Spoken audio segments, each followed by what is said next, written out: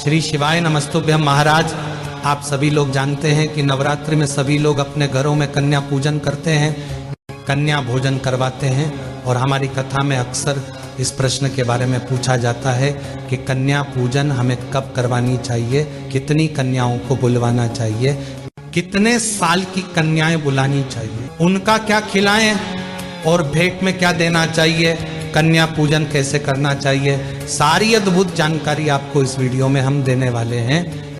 देखिए महाराज, शारदीय नवरात्रि के 9 दिनों में माता रानी को प्रसन्न करने का सबसे सरल तरीका होता है कन्या पूजन। और कन्या पूजन को आपको सही तरीके से करना चाहिए। देखिए महाराज, जब भी आप कन्या को अपने घर पर बुलाएं और वह आपके घर पर आए तो सबसे पहले आप उनके पैरों को किसी पात्र में जरूर अपने हाथों से धुलवाएं। और अगर आप चाहे तो दूध और गंगा जल भी इस जल में मिला सकते हैं। और साथियों, बाद में इस जल को आप अपने पूरे घर में छिड़क सकते हैं और बचे हुए जल को किसी पेड़ में जाकर डाल सकते हैं। महाराज, ये बहुत ही शुभ माना जाता है और हमारे पूरा घर पवित्र हो जाता है। देखिए महाराज, अब प्रश्न ये आता है कि हमें कितनी बड़ी कन्या बुलानी चाहिए। तो महाराज, आपको छोटी से छोटी कन्या बुलवानी चाहिए। जैसे 2 साल की बच्चियों या 5 साल की बच्चियों, और वैसे तो 10 साल तक की कन्याओं को आप कन्या पूजन के लिए बुला सकते हैं, पर अगर 5 साल से काम की कन्या बुलाए तो और ज़्यादा अच्छा रहेगा। अब अपने जैसे ही उनके पैर धो दिए, उसके बाद में आप सभी कन्याओं को टीका लगाएं, उनको अक्षत भी लगाएं और लाल चुनरी उड़ाए। तो महाराज, अब आपको उनको भोजन करवाना है। और महाराज, ध्यान रखना है कि भोजन में आपको लहसुन प्याज का प्रयोग नहीं करना है। और इसके अलावा कन्या भोजन में खीर पूरी या हलवा जरूर होना चाहिए। और उन्हें आराम से भोजन करने दें, खुशी से भोजन करने दें। और उनको जिस चीज की जरूरत से पहले ही उनको थाली में रख दें। और साथियों, जब कन्या भोजन करने के बाद आप उनके हाथों में कुछ भेंट जरूर दें। वैसे कुछ अनाज दिया जाता है, आप चाहे तो एक पन्नी में गेहूं या चावल, कोई भी एक अनाज को रखकर सभी कन्याओं को जरूर दें। ऐसा करने से हमारे घर के धन के भंडार भरे होते हैं। और साथ ही में आप कोई फल जैसे केला या सेब फल और कुछ पैसे भी उनके हाथ में जरूर देकर भेजें। मेरे प्रिय साथियों, अब हम बात करते हैं कि आपको कन्या कितनी बुलानी चाहिए।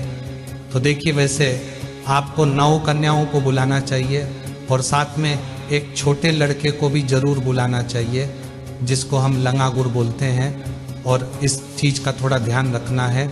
और साथ में जब भी आपके घर से कन्या जा रही हो, आपको उनसे ये जरूर बोलना कि बेटा आते रहना, कल वापस आ जाना। और साथियों, आप ऐसा ध्यान रखना कि जब आपके घर से जाएं तो बहुत खुश होकर जाएं, कोई भी कन्या दुखी होकर ना जाए। और जब कन्याएं आपके घर से जा रही हो तो आप उनके पैर छूकर आशीर्वाद जरूर लें और घर के सभी सदस्यों से भी बोले। और जाते समय आप उनको खेल खिलौने दे सकते हैं, गुड्डा गुड़िया दे सकते हैं जो उनको पसंद हो, जैसे चूड़ी, कंगन, कलर्स, रबर बैंड्स, बहुत प्यारी प्यारी चीज़ आती हैं जो आप उन्हें गिफ्ट में दे सकते हैं। और कन्या पूजन में सबसे ज़्यादा जरूरी होता है उनके पैरों को धुलवाना, उनका तिलक करना, उनको चुनरी उड़वाना, उनके पैरों में माहौर लगाना है, उनके पैरों का आशीर्वाद लेना और जाते समय उनके हाथ में कुछ तोहफा देना। तो साथियों, इन चीज़ों का विशेष रूप से ध्यान दें। और महाराज, हम तो ऐसी ही आशा करेंगे कि आपकी यह नवरात्रि बहुत ही ज़्यादा खास रहे। महाराज, अब आखिरी में यह प्रश्न आता है कि हमें कन्या पूजन कब करना चाहिए। तो देखिए साथियों, विशेष रूप से नवरात्रि के 9 दिनों में से आप किसी भी एक दिन कन्या पूजन करवा सकते हैं, आपको पूरा फल मिलेगा।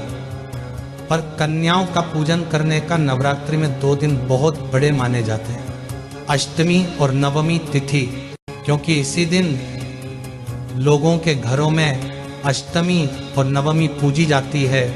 और ज़्यादातर लोग अष्टमी के दिन ही कन्या पूजन करवाते हैं। तो आप चाहे तो कन्या पूजन अष्टमी या नवमी के दिन भी करवाएंगे तो भी कोई परेशानी नहीं। बाकी 9 दिनों में से किसी भी एक दिन कन्या पूजन करे, कोई परेशानी नहीं। और कन्या पूजन आप किसी भी दिन सुबह 8 बजे से दोपहर 12 बजे के बीच में हो जानी चाहिए, क्योंकि यही शुभ मुहूर्त होता है। तो महाराज अब हम आशा करते हैं कि आपको आपके सभी प्रश्नों का जवाब कन्या भोजन से जुड़ा हुआ मिल गया होगा। पर अभी भी आपके मन में अगर कोई प्रश्न बचा हुआ है तो आप हमसे कमेंट करके पूछ सकते हैं। और आप हमारी ये वीडियो कहाँ से देख रहे हैं कमेंट में ज़रूर बताएं, और चैनल को सब्सक्राइब याद से कर दें। श्री शिवाय नमस्तुभ्यं महाराज।